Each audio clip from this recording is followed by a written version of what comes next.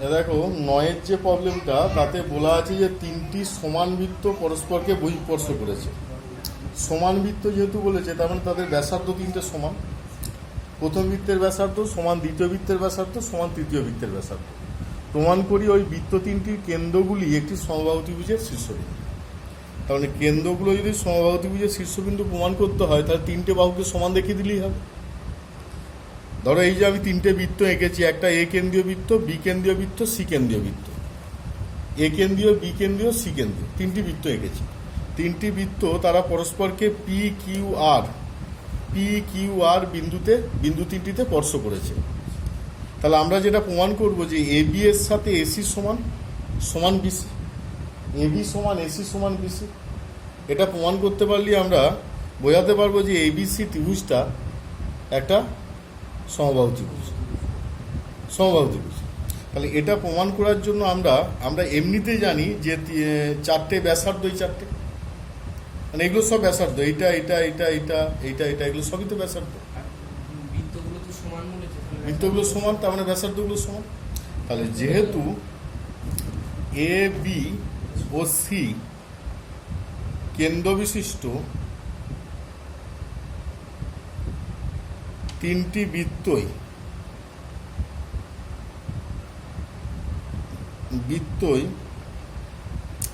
বা তিনটি বৃত্তের ব্যাসার্ধ সমান, অতএব এপি সমান সিপি সমান সিকিউ সমান বিকিউ সমান বিআর সমান এআর। ঠিক আছে, সব সমান। তাহলে এগুলোকে যদি আমরা একটু সাজিয়ে লিখি, যোগ করি, তাহলে কি পাবো? এসি সমান বিসি সমান এবি। অতএব ত্রিভুজ এবিসি একটি সমবাহু ত্রিভুজ। ত্রিভুজ এবিসি একটি সমবাহু ত্রিভুজ। অতএব বৃত্ত তিনটির কেন্দ্রগুলি একটি সমবাহু ত্রিভুজের শীর্ষবিন্দু। অতএব বৃত্ত তিনটির কেন্দ্রগুলি একটি সমবাহু ত্রিভুজের শীর্ষবিন্দু। বৃত্ত তিনটির কেন্দ্রগুলি একটি সমবাহু ত্রিভুজের শীর্ষবিন্দু। ঠিক আছে, বৃত্ত তিনটির কেন্দ্রগুলি একটি সমবাহু ত্রিভুজের শীর্ষবিন্দু। আচ্ছা, এবার দেখো 11 দাগের যে শর্ট প্রশ্নগুলো তোমাদের আছে, 11 শর্ট প্রশ্ন। ও কেন্দ্রীয় বৃত্ত এ বিন্দু থেকে অঙ্কিত স্পর্শক, এটা একটা ও কেন্দ্রীয় বৃত্ত, এ বিন্দু থেকে অঙ্কিত স্পর্শক মানে এটা অঙ্কিত স্পর্শক বি বিন্দুতে স্পর্শ করেছে, মানে এটা হচ্ছে বি বিন্দু। তাহলে এটা কি একটা সমকোণী ত্রিভুজ তৈরি করবে? সমকোণী ত্রিভুজ। ওবি সমান 5 সেমি দেওয়া আছে, এটা 5 সেমি। আচ্ছা, এও সমান এটা 13 সেমি, তাহলে এটা কত হবে? 12 সেমি। কারণ রুটের মধ্যে 13 স্কোয়ার মাইনাস 5 স্কোয়ার রুট 144 সমান 12 সেমি। দুইয়ের দেখো, দুটি বৃত্ত পরস্পরকে সি বিন্দুতে বহিঃস্পর্শ করেছে। এটা একটা বৃত্ত, এটা একটা বৃত্ত, এরা সি বিন্দুতে বহিঃস্পর্শ করেছে। এবি বৃত্ত দুটির একটি সাধারণ স্পর্শক, তার মানে এটা একটা সাধারণ স্পর্শক। এবি বৃত্ত দুটির একটি সাধারণ স্পর্শক।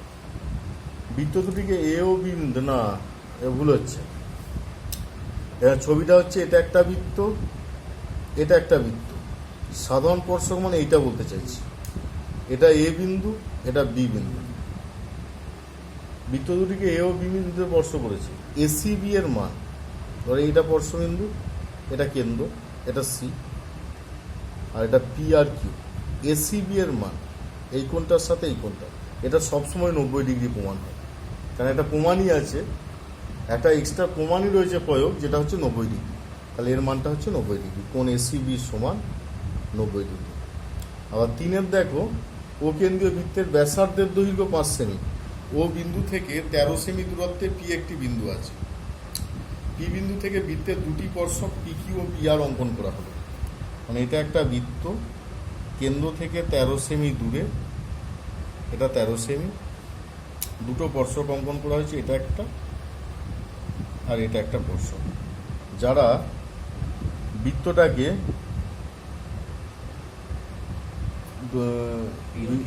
পি ও কিউ বিন্দুতে ছেদ করেছে, তাই তো? পি বিন্দু থেকে বৃত্তের দুটি স্পর্শক P Q O P R, না কিউ আর আর বিন্দু, পি কিউ পি আর, এটা পি, এটা হচ্ছে ও, P Q P R, P Q ও আর, পি কিউ ও আর, মানে এই যে চতুর্ভুজটা তৈরি হচ্ছে, এই চতুর্ভুজের ক্ষেত্রফল নির্ণয় করতে বলেছে। ঠিক আছে, তাহলে এই মাঝের এটা হচ্ছে 13, এটা 13 সেমি, এটা 5 সেমি বলা আছে, তাহলে এটা কত হবে? 12 সেমি। কিরে, এই যে এটা 12 সেমি, তাহলে পি কিউ সমান পি আর সমান রুটের মধ্যে 13 স্কোয়ার মাইনাস 5 স্কোয়ার, রুট 144 সমান 12 সেমি। তাহলে এটা ভূমি, এটা উচ্চতা, তাহলে পি কিউ আর বা পি কিউ ও আর চতুর্ভুজের ক্ষেত্রফল সমান 2 ইন্টু হাফ ইন্টু 12 ইন্টু 5, কারণ কি এটা 12 বের করছে, 2 6 12, 6 5 30, 30 2 60 বর্গ সেমি। 4 দেখো, দুটি বৃত্তের ব্যাসার্ধের দৈর্ঘ্য 5 সেমি ও 3 সেমি, বৃত্ত দুটি পরস্পরকে বহিঃস্পর্শ করেছে, বৃত্ত দুটি কেন্দ্রদ্বয়ের মধ্যে দূরত্ব, মানে এটা একটা বৃত্ত, এটা একটা বৃত্ত, এরা বহিঃস্পর্শ করেছে। তাহলে কেন্দ্রদ্বয়ের দূরত্ব মানে এর ব্যাসার্ধ প্লাস এর ব্যাসার্ধ, পি কিউ সমান 5 প্লাস 3 সমান 8 সেমি। আচ্ছা, 5 দেখো, দুটি বৃত্তের ব্যাসার্ধ 3.5 সেমি, এরা অন্তঃস্পর্শ করেছে, এটা একটা বৃত্ত, অন্তঃস্পর্শ মানে এইভাবে স্পর্শ করবে, এটা একটা বৃত্ত, তাহলে এইটা এর ব্যাসার্ধ, এর ব্যাসার্ধ কত? 2 সেমি বলেছে, আর এর ব্যাসার্ধ হচ্ছে, এই টোটালটা হচ্ছে 3.5 সেমি, এই টোটালটা এইখান থেকে এইটা, তাহলে কেন্দ্রদ্বয়ের দূরত্ব কত? এইটা তো কেন্দ্রদ্বয়ের দূরত্ব সমান 3.5 মাইনাস 2 সমান 1.5 সেমি। ঠিক আছে, যখন অন্তঃস্পর্শ করবে তখন বিয়োগ, বড় থেকে ছোটটা বিয়োগ, আর যখন বহিঃস্পর্শ করবে তখন যোগ, এটা মনে রাখতে হবে। যখন বহিঃস্পর্শ করছে তখন যোগ হচ্ছে, আর যখন অন্তঃস্পর্শ করছে তখন বড়টার থেকে ছোটটাকে বিয়োগ করা হচ্ছে। বিয়ের যেগুলো আছে দেখো, নিচের বিবৃতিগুলি সত্য না মিথ্যা। একটি বৃত্তের অন্তস্থ একটি বিন্দু পি, বৃত্তে অঙ্কিত কোনো স্পর্শক পি বিন্দুগামী নয়। যখন বৃত্তের ভেতরে বিন্দু থাকবে সেটা স্পর্শক তো সর্বদা বাইরে, তাহলে সেটা কি করে ভেতর দিকে যাবে? তাহলে অন্তস্থ বৃত্তে অঙ্কিত কোনো স্পর্শক পি বিন্দুগামী নয়, তাহলে নয় ঠিকই আছে, সত্য। আবার একটি বৃত্তে একটি নির্দিষ্ট স্বরেখার সমান্তরাল 2-এর অধিক স্পর্শক অঙ্কন করা যায়। ধরো 2 নম্বর, এটা একটা স্বরেখা, এখানে একটা বৃত্ত আছে, এর সমান্তরাল মানে এটা একটা হবে আর নিচের দিকে একটা হবে, তাহলে কি দুটো স্পর্শক অঙ্কন করা যাচ্ছে? 2-এর অধিক তো হচ্ছে না, তার মানে ভুল আছে, মিথ্যা। তাহলে আগেরটা সত্য, এটা মিথ্যা। সি এর শূন্যস্থান পূরণ দেখো, বলছে একটি স্বরেখা বৃত্তকে দুটি বিন্দুতে ছেদ করলে স্বরেখাটিকে বৃত্তের ড্যাশ বলে। বৃত্তকে দুটো বিন্দুতে যদি ছেদ করে বৃত্তের কি বলা হয়?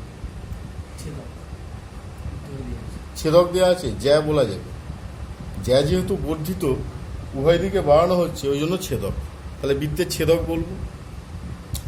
আচ্ছা, 2 দেখো, দুটি বৃত্ত পরস্পরকে ছেদ বা স্পর্শ না করলে বৃত্ত দুটির সর্বাধিক সংখ্যায় ড্যাশটি সাধারণ স্পর্শক পাওয়া যাবে। কটা? যদি স্পর্শ বা সাধারণ স্পর্শক কটা দেওয়া আছে, মানে কিভাবে আসছে? ধরো বলছে যে দুটি বৃত্ত পরস্পরকে ছেদ বা স্পর্শ না করলে, এটা একটা বৃত্ত, এটা একটা বৃত্ত, ছেদ বা স্পর্শ না করলে ধরো এটা একটা পাওয়া যাচ্ছে, এটা একটা পাওয়া যাচ্ছে, কোনাকুনি দুটো হবে, এটা একটা, এটা একটা, টোটাল 4টে পাচ্ছে। উত্তর 4টে দেওয়া আছে। আচ্ছা, তারপরে 3 দেখো, দুটি বৃত্ত পরস্পরকে এ বিন্দুতে বহিঃস্পর্শ করেছে, এ বিন্দুতে অঙ্কিত বৃত্ত দুটি সাধারণ স্পর্শক হলো। অঙ্কিত বৃত্ত দুটির সাধারণ স্পর্শক, দুটি বৃত্ত পরস্পরকে এ বিন্দুতে বহিঃস্পর্শ করেছে, এটা একটা বৃত্ত, এটা একটা বৃত্ত, এ বিন্দুতে। বহিঃস্পর্শক। এ বিন্দুতে অঙ্কিত বৃত্ত দুটির সাধারণ স্পর্শক, এটা একটা স্পর্শক। এটা কি স্পর্শক বলেছে? তির্যক দেওয়া আছে।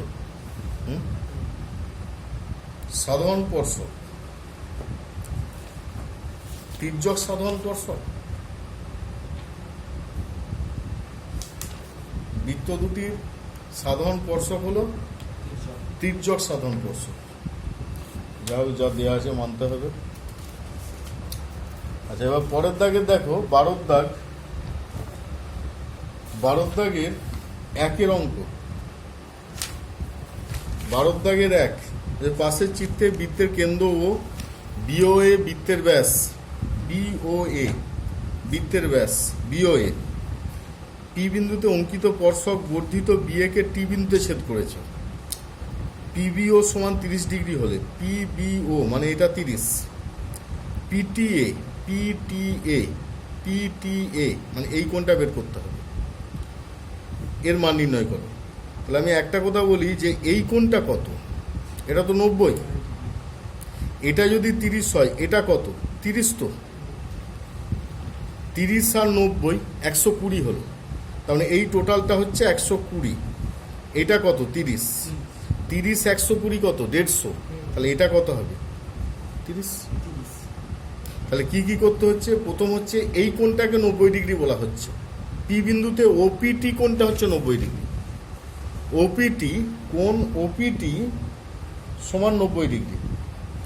ওপিটি হচ্ছে 90। বিপিও কোণ, বিপিও সমান 30। আবার কোণ পিবিও, কোণ পিবিও সমান 30। তাহলে আমরা পিটিএ সমান, কোণ পিটিএ সমান পাচ্ছি 120 আর 30 150। 150 যদি 180 থেকে বিয়োগ করা হয় কত পাবো? 30 পাবো। আচ্ছা, এবার পরেরটা দেখ, 12টা। পাশের চিত্রে এবিসি, এদিকে দেখবি রে, এবিসি ত্রিভুজটি একটি বৃত্তে পরিলিখিত। এই যে এবিসি ত্রিভুজটা পি কিউ আর বিন্দুতে স্পর্শ করেছে। পি কিউ আর বিন্দু যদি এপি সমান 4 সেমি হয়, এটা 4। বিপি সমান 6 সেমি দেওয়া আছে, এটা 6। এসি সমান 12 দেওয়া আছে, এই টোটালটা হচ্ছে 12। বিসি সমান এক্স দেওয়া আছে, মানে বিসিটা এক্স, এক্সের মান নির্ণয় করতে বলেছে। আচ্ছা, এটা যদি 6 হয়, এটা কত হবে? 6 হবে। তো এটা যদি 4 হয়, এটা কত হবে? 4 হবে। এটা 4 হলে বাকিটা কত? 8 হবে।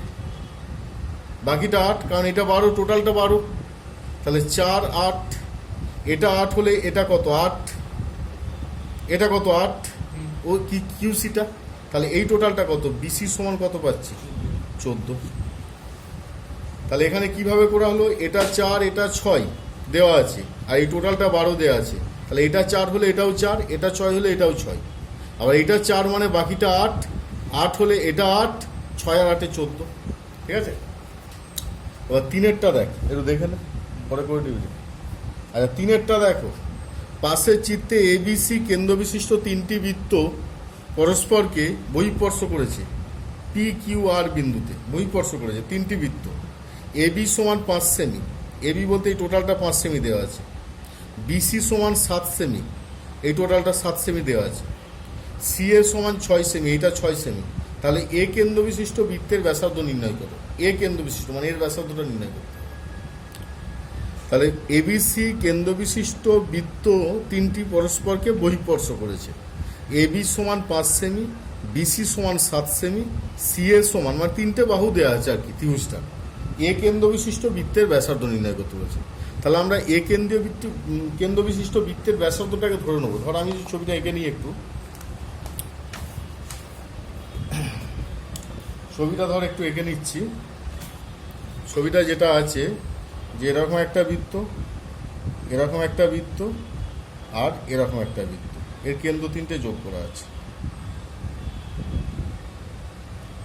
এ বি সি, আর কেন্দ্র 3টে পরস্পরকে স্পর্শ করেছে পি কিউ আর। এখানে দেখ, এ কেন্দ্রীয় বৃত্তটা এক্স ধরে নিচ্ছি, এটা এ কিউটা এক্স ধরি। এ কিউ সমান এক্স, এ কিউ এক্স মানে এপি সমান কি হবে? এক্স হবে। ছবিটা তো বইটায় আঁকা আছে, যেটা তুই বইটা দেখ না। বিপি সমান এপি সমান এক্স হবে, কারণ যেহেতু এটা একই বৃত্তের ব্যাসার্ধ হয়। তাহলে যেহেতু এটা এসিটা 7 দেওয়া আছে, তাহলে সিকিউ সমান কত হবে? সিকিউ সমান মানে সি এর সমান 6 দেওয়া আছে, তাহলে সিকিউ সমান হবে 6 মাইনাস এক্স। আর এখানে বিপি সমান এবি সমান টোটাল দেওয়া আছে 5, তাহলে এখানে বিপি সমান হবে 5 মাইনাস এক্স। আবার সিকিউ মানেই হচ্ছে সিআর, আর বিপি মানেই হচ্ছে বিআর। আবার বিআর প্লাস সিআর সমান টোটাল বিসি মানে হচ্ছে 7। এখানে মানটা বসিয়ে দিচ্ছে, 6 minus x plus 5 minus x equal to 7। তারপর 6 এর 5 11 মাইনাস 2x ইকুয়াল টু 7। তাহলে 2x সমান 4, এক্স সমান 2। তাহলে এ কেন্দ্রীয় বৃত্তে, অতএব এ কেন্দ্রীয় বৃত্তের ব্যাসার্ধ কত না 2 সেমি। এ কেন্দ্রীয় বৃত্তের ব্যাসার্ধ 2 সেমি।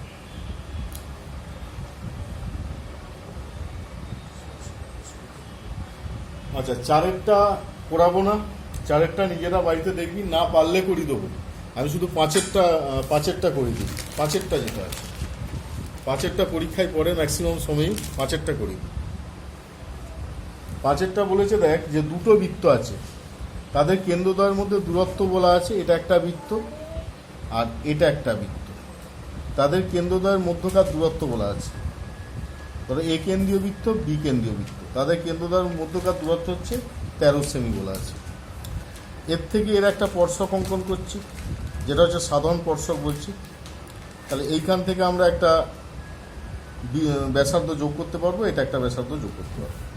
যেহেতু দুটোই 90 ডিগ্রি, এটাও 90 ডিগ্রি, এটাও 90 ডিগ্রি, তাহলে এর সাথে এটা কি প্যারালাল, এর সাথে এটা প্যারালাল হবে। এবার আমাদের কাজ হবে যে এবি এর প্যারালাল একটা ড্র করা, মানে এইটাকে আঁকতে বলছি। এইটা এই টোটালটা দেওয়া আছে, ধরো এটা দুটো নাম দিচ্ছি সি আর ডি, আর এটার নাম দিলাম ই। এ কেন্দ্রীয় বৃত্তের ক্ষেত্রে এসি ব্যাসার্ধ, আর বি কেন্দ্রীয় বৃত্তের ক্ষেত্রে বিডি ব্যাসার্ধ। এসি ব্যাসার্ধটা সমান করে বিডি এর সমান করে এসি থেকে এই কেটে নেওয়া হলো, এই দিয়ে যোগ করে দেওয়া হচ্ছে। তাহলে বিডি এ ব্যাসার্ধের দৈর্ঘ্য যদি 3 সেমি হয় বিডি, তাহলে এটা কত হবে? 3 সেমি হবে, কারণ কি বিডি সমান এই সমান কত? 3 সেমি হবে। তাহলে ইসি সমান হবে 8 সেমি মাইনাস 3 সেমি সমান 5 সেমি, তার মানে এটা হচ্ছে 5 সেমি। আবার দেখ এডি সমান ইডি সমান 13 সেমি, তাহলে এটাও যদি 13 হয়, এটাও 13 সেমি হবে। তাহলে সিডি সমান কি হবে? যেহেতু এটা 90 ডিগ্রি কোণ, সিডি সমান হবে রুটের মধ্যে 13 স্কোয়ার মাইনাস 5 স্কোয়ার, রুট 144 সমান 12 সেমি। 12 সেমি, তাহলে একটি সরল সাধারণ স্পর্শকের দৈর্ঘ্য 12 সেমি। অতএব সরল সাধারণ স্পর্শকের দৈর্ঘ্য 12 সেমি। তাহলে এই গেল তোমাদের মোটামুটি স্পর্শক সংক্রান্ত উপপাদ্য শেষ হয়ে গেল।